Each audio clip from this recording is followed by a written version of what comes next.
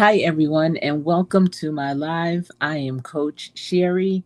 This is not only my live here on YouTube, but it's also part of my Real Talk with Coach Sherry's podcast. And as you can see from the banner scrolling down, this is day 80 of me going live every day for 90-day challenge. So I have gone live. This is my 80th day of going live. And the title for this session is Least We Forget. Today is June 19th, and it is the day that we are celebrating emancipation for the last of the slaves that were in Galveston, Texas, that didn't realize that they were free, and it wasn't told to them until 1865. And, this is definitely a day to celebrate, but for me, it's a day to reflect. It's a day to remember because we don't want to forget. And it's really interesting because Sunday I had taken my dad to Virginia Beach for Father's Day to have dinner. And I love the ride to Virginia Beach, driving down Hampton Roads, down 58. And any of you that have driven to Virginia Beach, especially coming from the South, 58 is no joke. They call that the trap, the trap where police are waiting for you to just go over that 35 mile, that 45 mile, 55 mile per hour. So you definitely have to cruise control. So it's a pleasant ride. And as we were driving, my dad asked me again about Nat Turner. And my father is 86 years old, and he actually grew up in that area, and he moved to New Jersey, and that's where I was raised. That's where he met my mother. My brothers were raised. That's where he had his business. But after my parents retired, which they were so fortunate to be able to do that, they moved back to Virginia. And even though my father had spent many years before moving to Jersey, and even now after moving back, he was not told about Nat Turner. Never heard of him growing up, not in school. He did not hear about Nat Turner until I told him. And, I grew up learning about Black history. My mother always made sure that whatever the school, the classroom didn't cover, that she would make sure that I knew and I understood. And so I always heard about the story of Nat Turner. And I knew that it happened, the rebellion happened in Virginia, but I didn't know where. And typically when you hear historical stories and moments, you never think that you will ever encounter where they have taken place. I remember when we first moved to Louisiana, and this was so this was so like this was so interesting because when we first moved to New Orleans, and I remember reading the autobiography of Miss Jane Pittman, and I wanted to see what part of Louisiana the plantation was that she lived on. I always believed that that was a true story.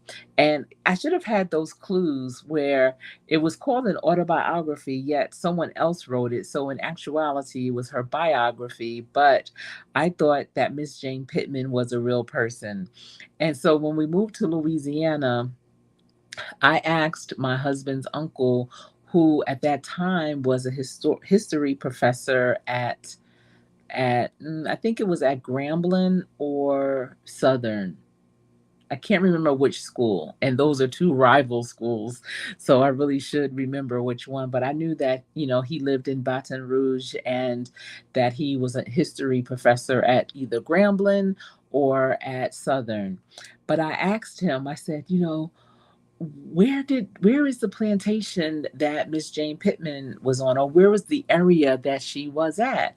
And he was like, Sherry, that's not a real thing. Miss Jane Pittman's story is a story of many of Black women of that time. It was a story of the recordings that were taken up. They did have a wave of reporters and people in communications to come to the South and find former slaves and record their stories. And I've heard those recordings, the slave recordings, slave stories.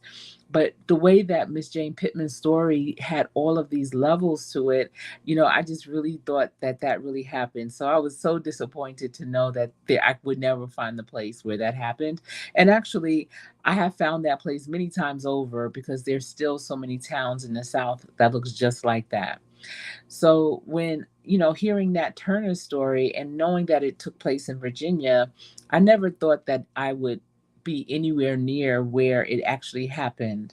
When in actuality, the whole uprising took place just a few miles away from where my father grew up.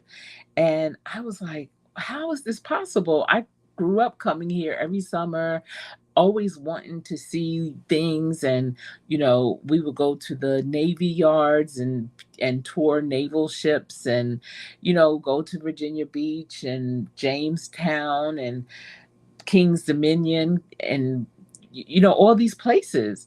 But we've never gone to any of the historical sites where the Nat Turner insurrection occurred. And I was so surprised that it happened so close and no one said a word. So when, a while ago, before my mother even passed away, my family and I, we went, my husband and my children and I, we went to find where it all happened. And there are a lot of mile markers up. How they have the markers up that states what happened historically in these different spots. And all along in this town called Cortland, Virginia, they have them like, this was a home site of where Nat Turner and whatever the group, killed this particular family. There's even a museum, and in front of the museum is the house of the last family that was murdered. And so, it's like, it's very historical. But, remembering the Nat Turner story made me think about how we were never meant to be enslaved, and how we did not prefer it. No matter what you may hear, no matter what they may have thought, that was not our preference, which is why so many different uprisings occurred. Now, there were many before and after Nat Turner, but Nat Turner's was significant because he was considered someone of standing. He was a minister, and he was trusted, and as I guess as far as you could trust. And he had a lot of thought behind it, and you know they were successful to a point. They set out to do what they did and they were able to accomplish it, but they didn't win the freedom. They were fighting for freedom. And the fight for freedom went on for many years. Nat Turner, what he did happened in 1831, and Juneteenth happened in 1865. So many years before, we were continuously fighting for our freedom. So for those of you, I don't want you to be 86 and not having heard of Nat Turner. I just wanted to give you a little bit of background on him. And at the end of this recording, I will also in my description box put a link to a talk that Nat Turner's, I want to say, fifth generation grandson is talking. And he is a historical person in the family. So he has done a lot of research, and he does a great job describing the situation. And, I think it's something that everyone should hear. I didn't see my dad today. However, I called him and I played that video for him, and he listened and was just like still so blown away by the fact that it happened, so close to where he grew up, and never has he heard of it. And so I love sharing things with him because even at 86 years old, he is still learning. And I think that's a beautiful thing. So I want to first start, and I want to kind of go through the time zone of all of this. So Nat Turner's 1831 slave rebellion in Virginia, it was a pivotal event that highlighted the brutality of slavery and the desire for freedom among the enslaved African Americans. And so these are some key points about how Turner's story aligns with the spirit of Juneteenth. So Turner's rebellion represented the ongoing struggle for freedom and equality by enslaved people, which Juneteenth commemorates the culmination of it. So, just thinking how desperate we wanted to be free, how we wanted to have that sense of freedom and to even have it within our own country. But there was one area where 250,000 plus slaves didn't know that they were free for a few years after we were, and to know that we were fighting for it for many years before, and it just was not given to everyone at the same time. So, with Nat Turner, through violence, his actions were driven by a desire to end the dehumanizing institution of slavery, much like the eventual emancipation celebrated on Juneteenth. The rebellion brought national attention to the cruelties of slavery and fueled the abolitionist movement, paving the way for the abolition that Juneteenth marks. Both Turner's rebellion and Juneteenth serve as reminders of the resilience, resistance, and sacrifices made by African Americans in pursuit of liberty. While Juneteenth specifically commemorates the end of slavery in Texas in 1865, Turner's 1831 rebellion was a significant precursor, highlighting the struggle for emancipation. So it's not directly leading to emancipation, but Nat Turner's defiant actions and the severe reprisals that followed underscored the need to abolish slavery, aligning with the spirit of freedom that Juneteenth embodies. It also brought more attention to future abolitionists as well as those that were already on the rise to seek out ways to end slavery.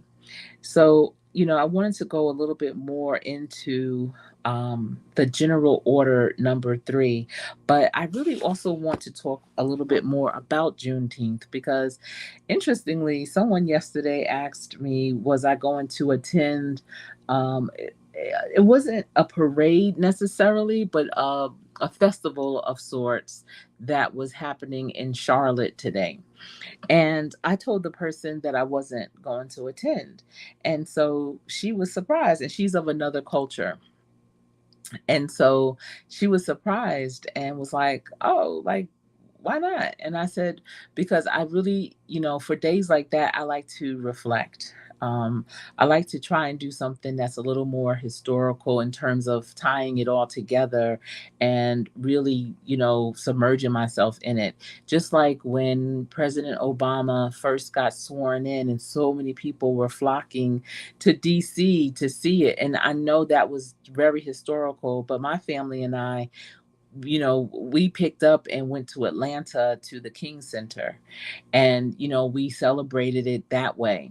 So, really looking at things from different angles and not just having the party for it, not just spending money with the vendors on that day, not just hearing, people speaking about, what we need to do or, without any real strategies, but just kind of telling us, whatever.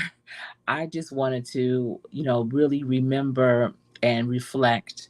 And so that's again why I, looked into more of the Nat Turner story, sharing that with my father on this day. And the thing too, the person that asked me if I was going, and again, she's of another culture. She is a person of color, but she is not African American. She's not African either. She's just, of another culture. And I asked her, was she going? And she was like, yeah, of course. And so I started talking about, how one day I would love to go to Texas for Juneteenth, to Galveston, to be there to see what the celebration is for the place that it happened. And she was like, Galveston? It was in Texas. Like, she didn't even know the history behind it. So my thing is, you're looking at me sideways because I'm not going to this street festival or park festival to, party hard or celebrate or whatever. But you don't even know the story behind why we are celebrating on this day. And to me, that's most important than, going to the festival and hanging out.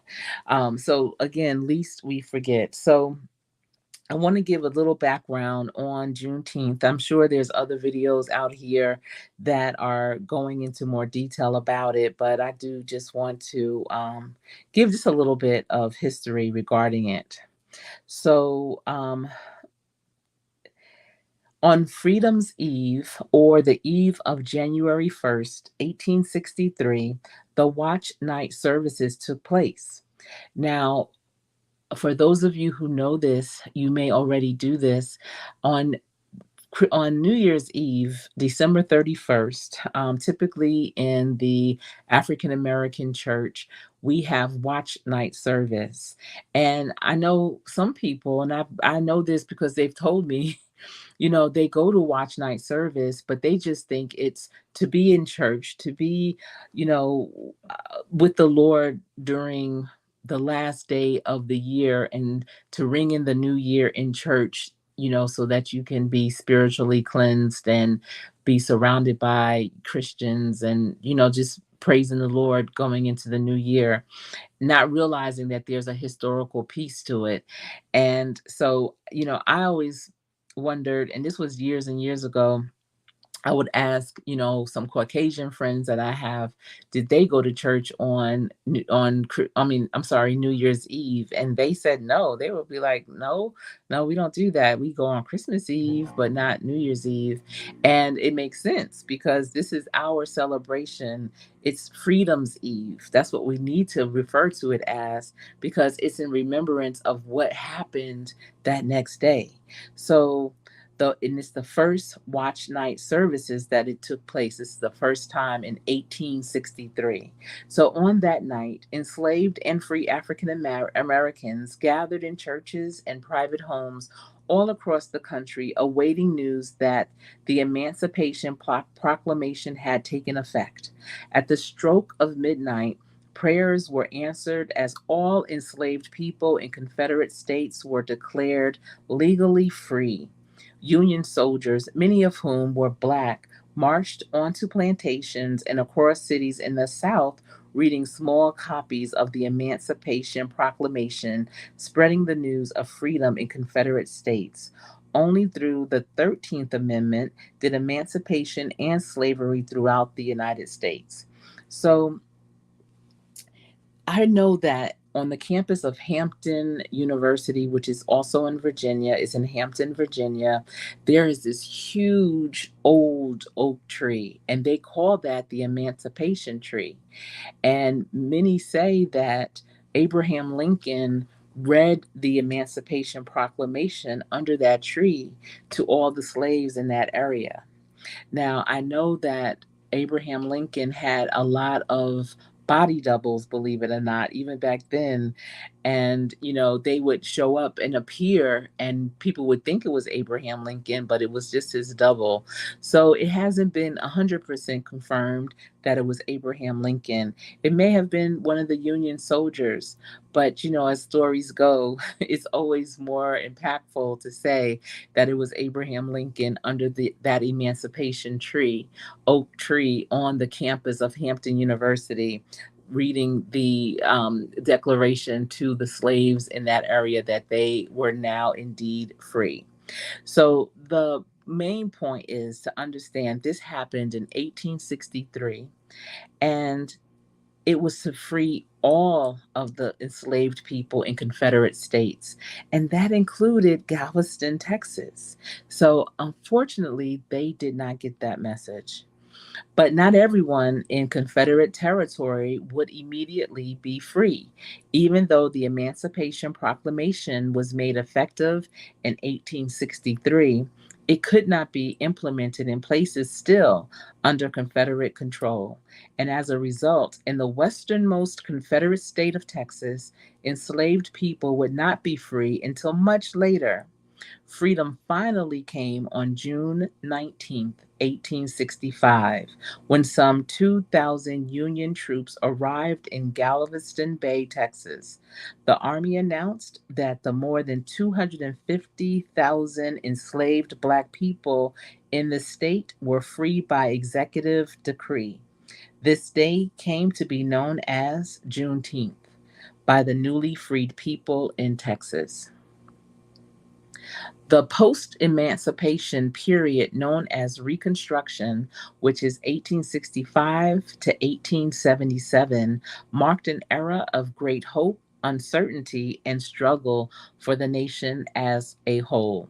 Formerly enslaved people immediately sought to reunify families, establish schools, run for political office, push radical legislation, and even sue slaveholders for compensation. Given the 200 plus years of enslavement, such changes were nothing short of amazing. Not even a generation out of slavery, African Americans were inspired and empowered to transform their lives and this country. So I love the part when they say that, they established schools. And during that time, between 1865 and 1877, so many schools that educated people of color, African Americans that were newly freed, were formed. Colleges, if you look at the founding year, were always in the 1800s. And I am so proud to say that I graduated from Lincoln University in Pennsylvania, which was the first HBCU, Historical Black College University in this country. And this school was granting degrees to African Americans before slavery was over in 1854. So that was pre Reconstruction, that was pre emancipation. And I'm always so proud of that because that took a lot of courage. And I would love to even have been part of or a fly on the wall when they were discussing how they were going to make that happen. When during that time, 1854, it was against the law for blacks to even learn how to read and write. So that I would have loved to have seen how that formed. And that's why I say that Lincoln University, in terms of an HBCU campus, has the most beautiful campus. And that's because it was built in a safe place. It was nestled in Amish land. So we that campus is surrounded by Amish farms, so it was a safe place. Juneteenth marks our country's second Independence Day. Although it has long celebrated in the African American community, this monumental event remains largely unknown to most Americans. My dad was saying how my town in New Jersey used to celebrate Juneteenth back in the day, through the NAACP. And, I love that they call it the second Independence Day. Everyone looks at July 4th, and I'm always kind of side eyeing July 4th because even though we won our independence from Europe, we, in terms of people of color, African Americans, were not free. So maybe the United States got freed, but the slaves were still enslaved. And so that to me was not our Independence Day, which brings cause to celebrate Juneteenth and to discuss what we went through to get to this day, even much greater. The historical legacy of Juneteenth shows the value of never giving up hope in uncertain times. The National Museum of African American History and Culture is a community space where the spirit of hope lives on, a place where historical events like Juneteenth are shared and new stories with equal urgency are told. And the interesting thing about the Museum of African American History in Washington, D.C., is there is a Bible on display there, and I'm so glad I found this out before I had a chance to visit that museum, because when I go, I am definitely going to seek out this Bible. So when Nat Turner was executed because of the slave rebellion that he led in 1831, he had a small Bible in his hand, and the Bible that is now at the National Museum of African American History is the Bible that Nat Turner carried with him as he was getting executed. So I think that would be, something interesting to see and just to reflect and wonder. I don't know if that's what you do when you go to museums or when you are around historical things, but that's what I do. I reflect and I wonder. So I don't know if y'all have heard of General Order Number Three. And General Order Number Three is actually considered to be more progressive than the 13th Amendment. And so you know what General Order Number Three is. You just maybe didn't know that that's what it was called. You know how you know the situation, the circumstances around something, but you're not quite sure, or you don't even consider what that is actually called. Well, I'm going to explain to you what General Order Number Three is. It was issued by Union General Gordon Granger on June 19th, 1865, in Galveston, Texas, which was considered more progressive. This order was more progressive than the 13th Amendment in its language and promises regarding the rights of formerly enslaved people. And so, again, I'm talking about Least We Forget, and I'm just giving some background on Juneteenth. We know that Juneteenth was the day that the last of the slaves in a Confederate state were freed, and that was in Galveston, Texas. But do we know the history behind it? And that is so important, right? I know that this is considered to now be a federal holiday. I know that local government, banks, and such are closed. A lot of schools are not, however, and so I just want to bring light to why June 19th is so important. Okay, so when we talk about General Order Number Three, it declared absolute equality of personal rights and rights of property between former masters and slaves. And this went beyond just abolishing slavery and explicitly stated former slaves would have equal rights as their former masters. So now we're connecting, and we're putting it, we have two columns up now, one that says General Order Number Three and the 13th Amendment. All right. So we're looking at General Order Number Three and why it is more progressive than the 13th Amendment that freed the slaves. It defined the relationship between former slaves and masters as that between employer and hired labor, establishing former slaves as paid workers rather than property. So I love this General Order Number Three because it outlined exactly what we needed to hear. It gave us more specifics, more than just setting us free. It gave the specifics of how we were to be upon freedom. And this happened in 1865 when the 13th Amendment happened a few years before that. So that's why when they talk about, the Reconstruction was 1865 to 1877, because there was no blueprint prior to that. And here it is.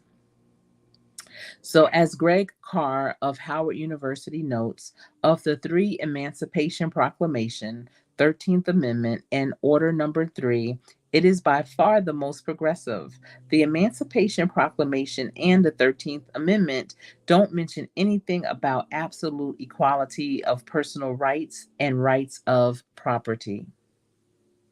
All right. And the order's language was more expansive than the 13th Amendment, which simply abolished slavery and involuntary servitude without addressing equality or employment rights. So the promises of Order Number Three. General Order Number 3, proved difficult to enforce in practice as the Union lacked sufficient troops to fully implement it across Texas. Nonetheless, its progressive rhetoric highlighting equal rights and the employer employee relationship between former slaves and masters was more expansive than both the Emancipation Proclamation and the 13th Amendment and in its vision for the status of freed slaves. So I just wanted to come on here just to share that information, the historical information about Juneteenth, tying it in with Nat Turner and the Emancipation Proclamation, as well as the 13th Amendment, just so that you can have more of a background. So if you're out enjoying the Juneteenth things that are going on in your area. And I know it's not just on this day, but maybe this upcoming weekend, or it could have been last weekend. I want you to consider, all the things that have gone on that made this day this day. Don't just be at the party and not understand the planning for it, because the planning that led to this day is very powerful, and it changed history. It changed how we are today. Imagine if Galveston, Texas remained a slave state. Would it have eventually trickled into other states that had recently freed their slaves? Because of the Emancipation Proclamation and the 13th Amendment being so vague and not detailed, maybe there would be some loopholes that would have caused things to turn back around. So we have to be grateful for what happened on June 19th, for those that were still enslaved and for those yet to come. But we have to still do our best and hold our heads high like they did here in this picture that is going to be part of my thumbnail. And this is people in Galveston, Texas celebrating Juneteenth in 1900. So you see how regal they are, how proud they are. These are our ancestors. So least we forget, because they had big dreams for us, who we are today. So let's continue to make them proud and do our best every day and show that we are still worthy. We have always been worthy, and we are strong and resilient. Well, everyone, that's all I have for you today. It's been my pleasure sharing this information with you. Please be sure to give this video a thumbs up and leave me a comment on your thoughts around Juneteenth. And did you do anything? Do you talk about these historical moments with your friends and family? I hope you do. Please be sure to come back tomorrow. I will be live for my day 81 of going live every day. I'm almost coming to an end. And oh, it doesn't even feel like it. I feel like I'm at like day 25 or something. This actually went by a lot quicker than I expected. And, who knows? I may at the end decide to continue on. We'll see.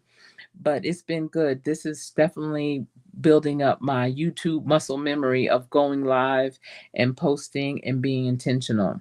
And I know that if I do it for at least 3 more months, it will then be a habit, a sure shot habit, because I don't want to do this and be so burnt out until I just don't post for another 3 months. That will not be good. So I am definitely considering letting this beat go on.